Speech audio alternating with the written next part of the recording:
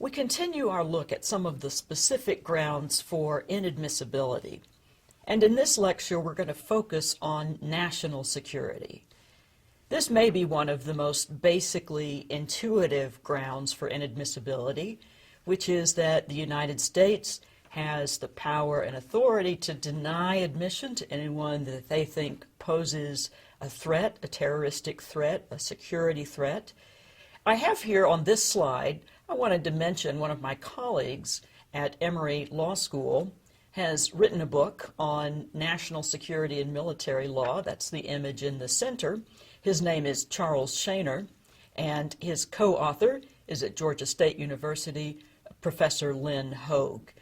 There's also some reading that I have assigned to accompany this lecture that will give you more detail than we cover here. Let's start with a basic definition. What does it mean to say national security can provide a ground for inadmissibility? Well, in terms of the definition, it includes terrorist activity, espionage, genocide, persons who were Nazis or members in communist or totalitarian parties. All of those persons can be denied entry, and if they have entered the country, could be deported on those grounds. And any others whose admission to the U.S. would have, quote, serious adverse foreign policy consequences. And here the State Department has the final say in this matter as to whether a particular person would pose serious adverse foreign policy consequences. A visa application abroad could be denied on that basis with no explanation given to the applicant and no way to appeal that decision. I want to talk about legislation that followed the terrorist attacks of 9/11 and how that legislation has impacted immigration law in the United States. The USA PATRIOT Act, I've given its full title here on this slide. The USA PATRIOT Act of 2001 was a response to 9/11 that strengthened the inadmissibility grounds to enhance national security. There were bars to terrorists already in place, so before 2001, immigration officials still had the authority, already had the authority to deny admission to terrorists and to deport the same. But what the USA PATRIOT Act did was greatly expand those definitions, greatly expand the definitions of what is a terrorist activity, what is a terrorist group. It has been somewhat controversial since its enactment in 2001, primarily for the power that is given to the federal government within the United States to monitor all persons here, including United States citizens. I've provided a poll here, opinions of the PATRIOT Act, that's provided by the Pew Research Center, and it shows over time that a slight change in acceptability of the PATRIOT Act. So the question in the poll is, which comes closer to your view of the PATRIOT Act? A necessary tool that helps government find terrorists. You see that there's been a larger percentage over time that has grown to accept this or would state this view. So in December 2004, approximately 1 in 3 Americans would support that statement, and then by February 2011, it's up to 42%.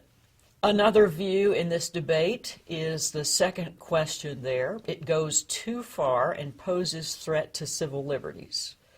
So you also see the percentage going down slightly over time from 39% to 34%, and then of course there's always the category of don't know. The PATRIOT Act is one of the most quickly passed pieces of legislation in United States history.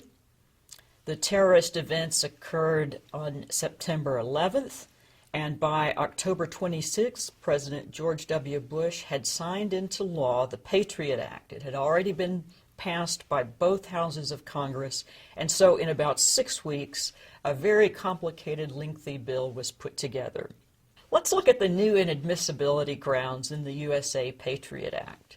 Many of these, again to remind you, are expanded definitions. So here is a ground: representatives or members of foreign terrorist organizations or groups that endorse terrorist activity.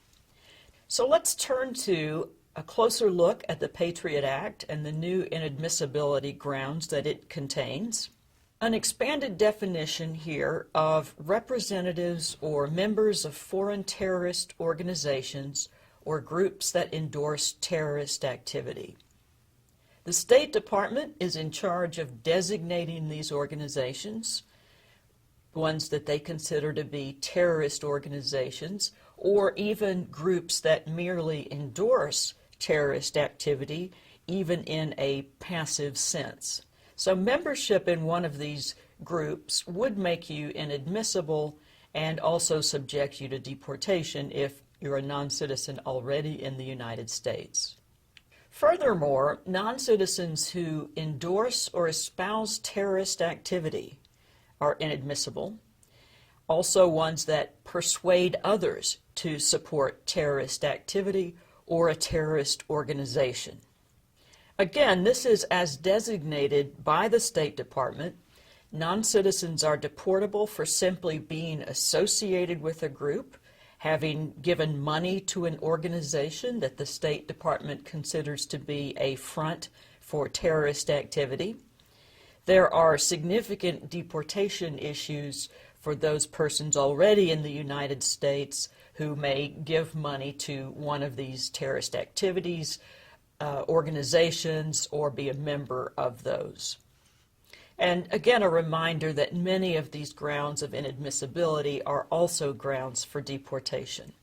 Controversially here, the PATRIOT Act also provides that persons who are suspected of terrorist activity, again, these are primarily non-citizens we're discussing, non-citizens who attempt to enter the United States or who are already here and fall into the expansive definitions of terrorist activity under the PATRIOT Act, they are subject to potentially indefinite detention in the United States.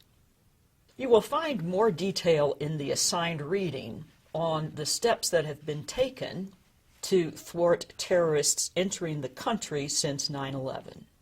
The preceding program is copyrighted by Emory University.